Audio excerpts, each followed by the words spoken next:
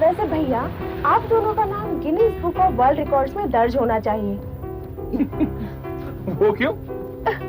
वो इसलिए कि मुझे नहीं लगता कि 7 महीने का लंबा हनीमून किसी और ने मनाया होगा। काश इनका हनीमून 7 महीने का होता। इन्होंने तो हनीमून के साथ साथ बिजनेस की जिम्मेदारी दे दी बेचारे को। गए थे यूरोप की सैर करने और वहां जाके फाइलें इधर उधर करने लगा। माँ, हमने खूब हनीमून मनाया और हनीमून के साथ साथ काम भी कर लिया। यकीन नहीं मानो तो गायत्री से पूछ लो। और सबसे अच्छी बात यह है माँ कि काम के वक्त मुझे कभी ऐसा लगा ही नहीं कि मैं काम कर रहा हूँ। ऑल थैंक्स टू गायत्री और thanks to you all too. आप लोगों ने मुझे इतनी अच्छी सी, इतनी प्यारी सी, खूबसूरत सी धर्मपत्नी ढूंढ निकाली। चलो भाई, ये तो बहुत खुशी की बात है। इस खुशी के मौके पर एक पार्टी हो जाए। देखा, बहाना मिल गया ना पार्टी का। अरे भाई क्यों नहीं, बहू और बेटे महीनों के बाद वापस लौटे हैं, पार्टी तो होगी और धूमधाम से होगी। Yes, let's have a party. Shyamlal, भैया जो मेरे लिए बैग लाए हैं उसे मेरे कमरे में रख दो। ओ, ये लड़की शाम तक रुक नहीं सकती है।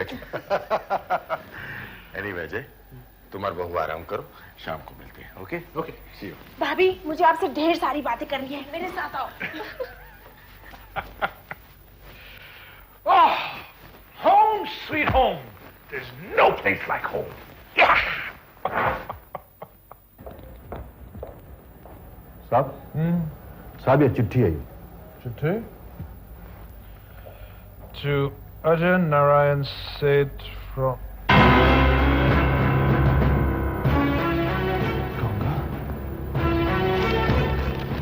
अजय, इस चिट्ठी के मिलते ही जितनी जल्दी हो सके मुझसे मिलने की कोशिश करना। अजय, किसकी चिट्ठी है? कुछ नहीं, किसी को नौकरी की तलाश है। ये तुम चलो अंदर।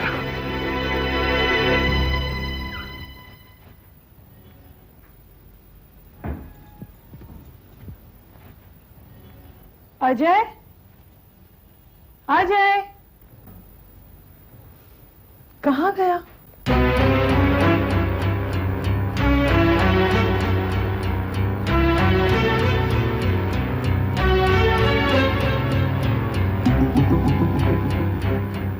अजय, इस चिट्ठी के मिलते ही मुझसे जितनी जल्दी हो सके मिलने की कोशिश करना, क्योंकि तुमसे मेरा मिलना बहुत जरूरी है।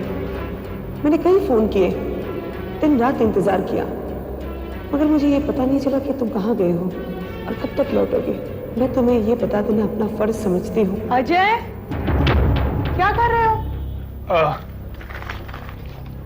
कुछ नहीं, बस यूं ही।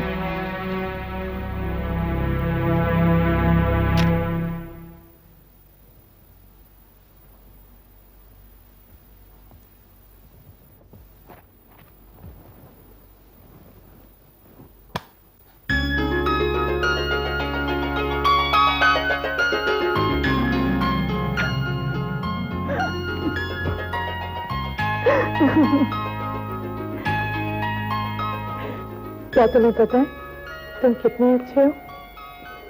मुझे बता सकते हो? क्या तुम्हें ये पता है कि तुम मुझसे कितना प्यार करते हो? बता सकते हो? क्या तुम्हें ये पता है कि तुमसे ज्यादा खूबसूरत तुम्हारा दिल है?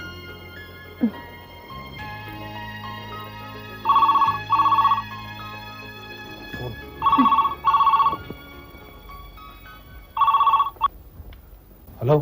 हेलो, मैं गंगा बोल रही हूँ। मेरा आज रात किसी भी तरह तुमसे मिलना बहुत जरूरी है। कौन सा नंबर चाहिए आपको?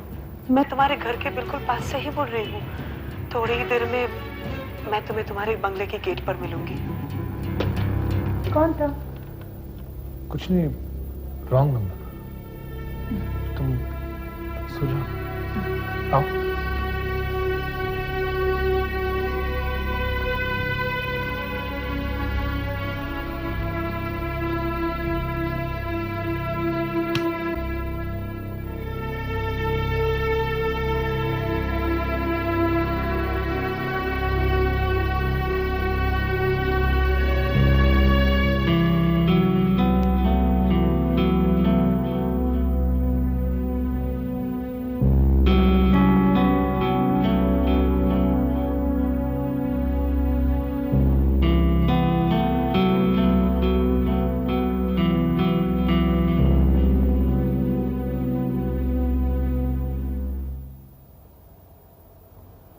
सिक्योरिटी पीछे वाले गेट पे जाओ।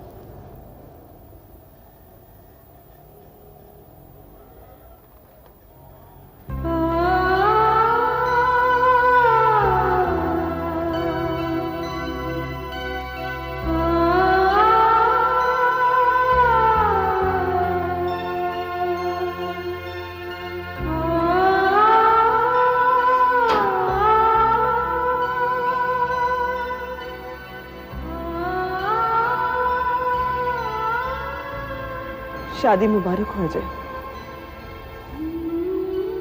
माफ करना, 6 महीने बाद मुबारकबाद दे रही हूं। क्या करूं, तुम मिले ही नहीं। मेरी जिंदगी से ऐसे गए कि अजय, अजय क्या कसूर था मेरा? सिर्फ इतना बता दो कि जिंदगी में ऐसा कसूर दोबारा न करूं जिसकी सजा मैं पा सकूं। क्या मैंने तुमसे प्यार नहीं किया? तुमसे शादी नहीं की? क्या मैंने तुमको धोखा दिया? सिर्फ एक सच जिसका खुद मुझे अचानक पता चला, मैंने तुमको बताया। तुमने तो ऐसे मुंह मोड़ लिया कि वो प्यार, वो शादी, वो वादे अचानक सब खत्म हो गए। दौलत तो नहीं मांगी थी तुमसे, मोहब्बत की थी।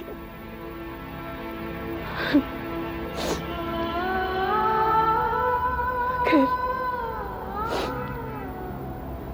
मैं शायद तुम्हारे पास दोबारा लौट के नहीं आती, मगर आना पड़ा, मजबूरी थी। क्या करूं इस बच्चे के लिए? तुम्हारा मतलब है ये बच्चा तुम्हारा खून है। क्या बकवास कर रही है? तुमसे मिलने के लिए मैं पिछले 6 महीने से कोशिश कर रही थी, सिर्फ ये बताने के लिए कि मैं तुम्हारे बच्चे की मां बनने वाली हूं। मैं जानती थी मेरी गोद में ये बच्चा देखकर तुम हैरान हो जाओगे। मैं हैरान इस बच्चे को देखकर नहीं हूं, हैरान तो मैं इस बात से हूं कि तुमने इसे मेरा खून कहा है। गलत तो नहीं कहा, ये तुम्हारा खून ही है। गंगा बार बार दोहराने से मैं मानने के लिए तैयार नहीं हो जाऊंगा कि ये मेरा खून है। तो फिर क्या होगा इसका? मैं क्यों सोचूं कि क्या होगा इस बच्चे का? गंगा, इस भूल में मत रहना कि मैं इस बच्चे को अपना लूंगा। तुम्हारी असलियत जानने के बाद मैं ये बेवकूफी हरगिज़ नहीं करूंगा। ऐसा मत कहो अजय, ऐसा मत कहो। मेरा यकीन करो, मुझे कुछ नहीं चाहिए, सिर्फ इस बच्चे को। गंगा प्लीज प्लीज, मेरी शादीशुदा जिंदगी में जहर घोलने की कोशिश मत करना। अजय, अब प्लीज यहाँ से चली जा, चली जा यहाँ से। अब आज के बाद नहीं मुझसे मिलने की कोशिश करना, ना ही मुझे खत लिखना और फोन करना। Get out. प्लीज ऐसा मत करो अजय, मेरा यकीन करो, ये बच्चा तुम्हारा है अजय। मैं झूठ नहीं बोल रही हूँ अजय, अजय मेरा यकीन करो अजय, ये बच्चा तुम्हारा है अजय। मैं गलत नहीं बोल रही हूँ अजय, अजय मेरा यकीन करो अजय।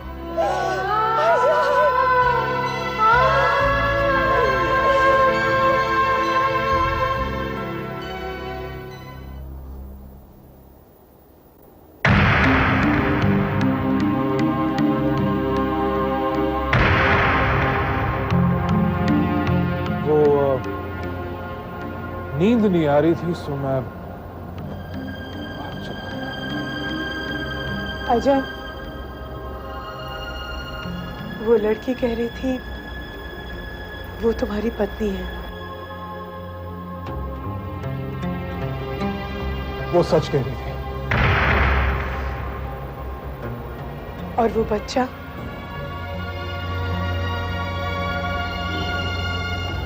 उसका मुझे पता नहीं। कैसे पता नहीं अजय?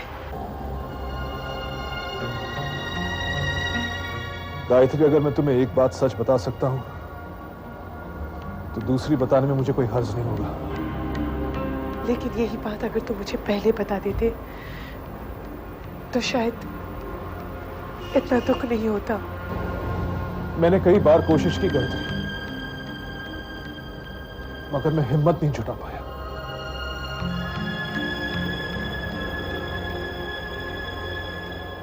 इतनी बड़ी बात को तुम मुझसे छुपा सकते, और इसके आगे ये तो कुछ भी नहीं था अजय। इसके अलावा भी और कुछ है तो बता दो, जीना आसान हो जाएगा मेरे लिए।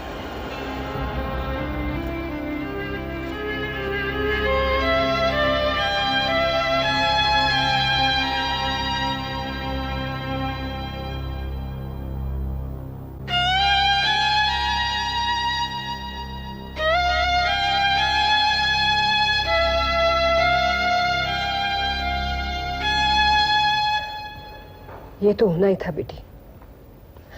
मैं खुद भी जानती थी कि अजय तुमसे मिलकर यही कहेगा। तुम्हें इतनी रात के उसके घर नहीं जाना चाहिए था। तो क्या करती माँ, और क्या करती? घर बैठे उसका इंतजार करती कि वो कब आए और मुझे और अपने बच्चे को साथ ले जाए। अजय से मिलकर मुझे सबसे बड़ा दुख ये हुआ कि उसने अपने ही बच्चे को शक की निगाहों से देखा। कैसे नहीं देखता? मेरी जिंदगी की कड़वी सच्चाई ने तुम्हारी जिंदगी को भी कड़वा बना दिया है, और तुम्हारी जिंदगी का कड़वापन तुम्हारे बच्चे को भी चखना पड़ा। काश काश जब तुम्हें अपनी असलियत का पता चला था तब तुम अजय को धोखे में ही रखती, कुछ नहीं बताती उसे, तो आज इन आंखों में आंसू भी ना होते और ना ही तुम्हारा बच्चा शक की निगाह से देखा जाता। मेरी एक बात मानोगी बेटी? क्या? तुम आज के बाद अजय को कभी नहीं मिलोगी।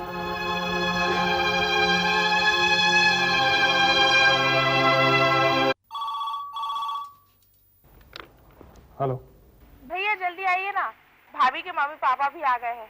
हम सब लोग पार्टी में आपका वेट कर रहे हैं। हाँ, बस अभी 2 मिनट में आया। ओके।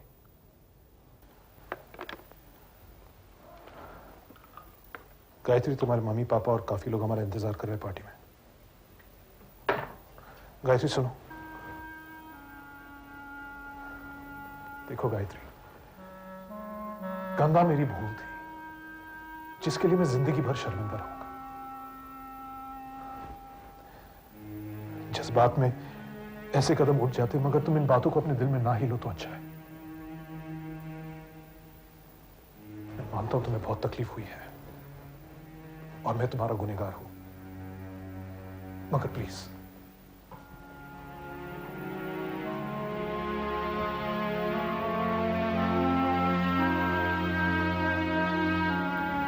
भाई, बहुत दिनों के बाद मुलाकात हो रही है सुधीर साहब। सब खैरियत तो है ना? बस जी रहे हैं हमारे जीजा श्री के राज में। ओ उदय साहब, अजय लंदन से मेरे लिए कुछ लाने वाला था, उसका क्या? तुम अभी पार्टी में आए हो? Sorry sorry. थोड़ा सॉरी बचा के रखो। सॉरी शब्द को बहुत खर्च करते हो तुम।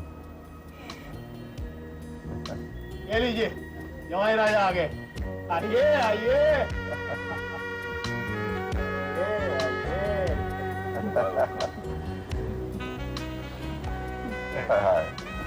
ऐसा लगता है जैसे बरसों बाद देख रही हूँ अपनी बेटी और दामाद को। इतना जज्बाती होने की जरूरत नहीं है। बेटी ब्याह दी, बात खत्म। अब ये हमारी बेटी नहीं रही। बात आपकी सही है, फिर भी बेटी बेटी होती है भाई साहब। आखिर हमें भी तो हमारी बेटी को ब्याहना है। कल तक मैं भी यही सोचती थी, लेकिन अब नहीं सोचूंगी। क्यों? क्योंकि मेरी बेटी पहले से ज्यादा खूबसूरत और ज्यादा खुश नजर आ रही है। और इसका मतलब ये हुआ कि हमारे दामाद जी इसे बहुत खुश रखते हैं, है ना?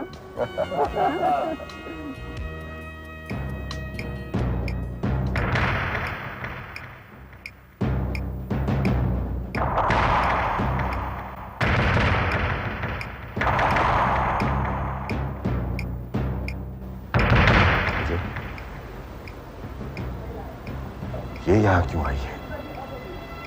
इसे धक्के मारकर बाहर निकाल दो।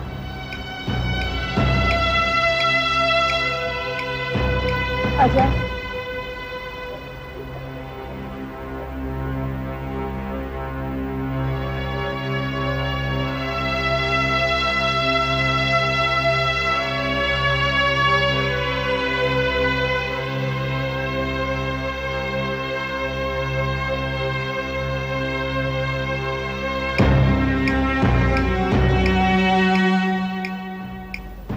मैं गायत्री हूँ, जानती हूँ तुम्हें यहाँ नहीं आना चाहिए था। क्या एक बेटे को अपने बाप और एक औरत को अपनी पति की खुशियों में शामिल होने का कोई अधिकार नहीं है? तुम जहाँ कहोगी मैं आऊंगी तुमसे मिलने, लेकिन तुम अब यहाँ से जाओ प्लीज। यहाँ शहर के इज्जतदार लोग आए हैं। इज्जतदार तो मैं भी हूँ। आखिर अजय नारायण सेठ ने शादी की है मुझसे। क्या चाहिए तुम्हें?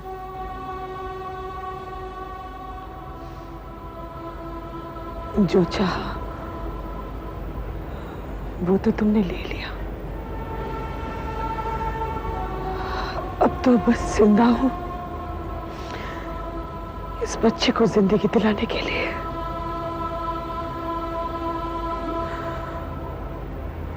मैं इस बच्चे को अजय का नाम दिलाना चाहती हूँ। क्या?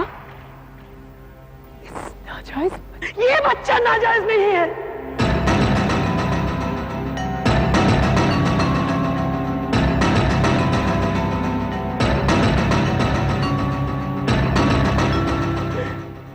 ये बच्चा नाजायज नहीं है।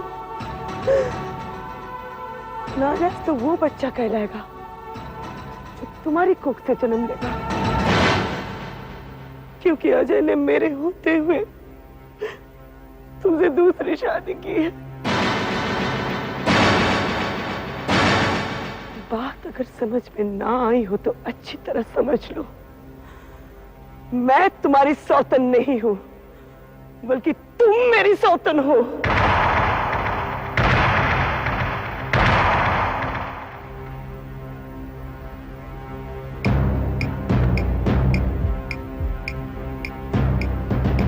ये बातें बाद में भी हो सकती थी गंगा।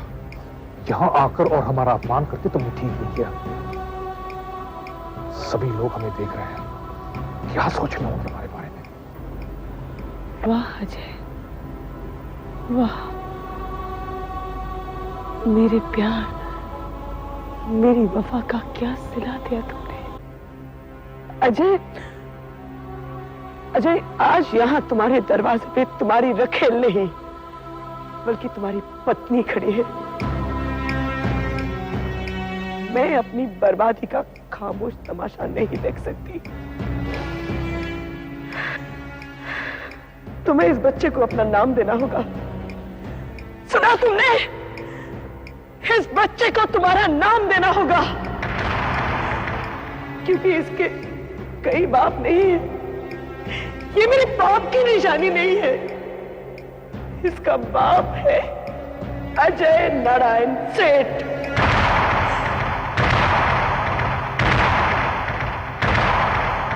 ये दुनिया, ये समाज तो बहुत छोटी चीज है। इस बच्चे को नाम दिलाने के लिए एक मां कुदरत से लड़ जाएगी और कुदरत अपना फैसला सिर्फ मेरे हक में सुनाएगी। याद रखना अजय, कुदरत के सामने एक मां का दर्जा बहुत बड़ा होता है,